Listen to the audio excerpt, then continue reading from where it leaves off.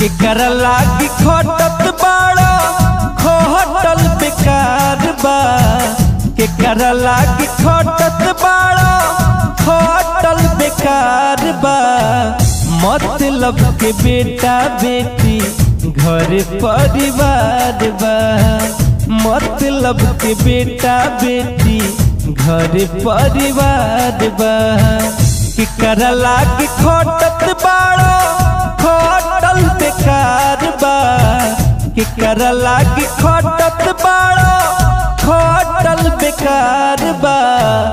मतलब के बेटा बेटी घर परिवार बा। मतलब के बेटा बेटी घर परिवार बा।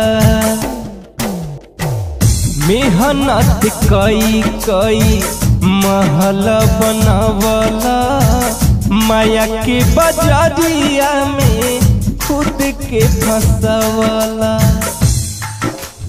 मेहनत कई कई महल बनवला माया के बजरिया में खुद के फंसवला। कहाँ में नया तहरा रिश्ता हजार बा। कहाँ में नया केहू रिश्ता हजार बा। मतलब के बेटा बेटी घर परिवार बा।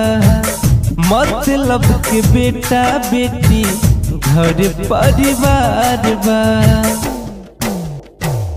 मतलब के दुनिया बाई मतलब के मीत हो।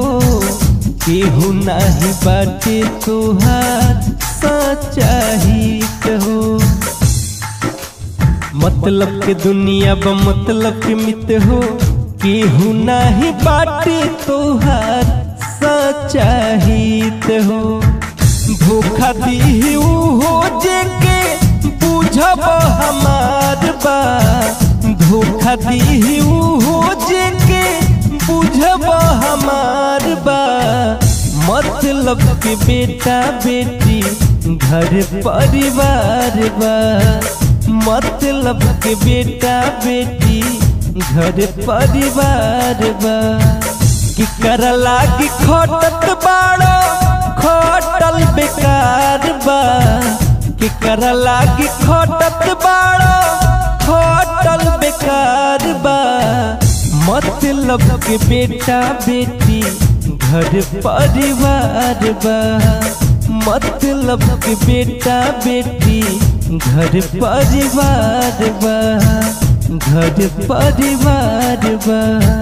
घर परिवार बा।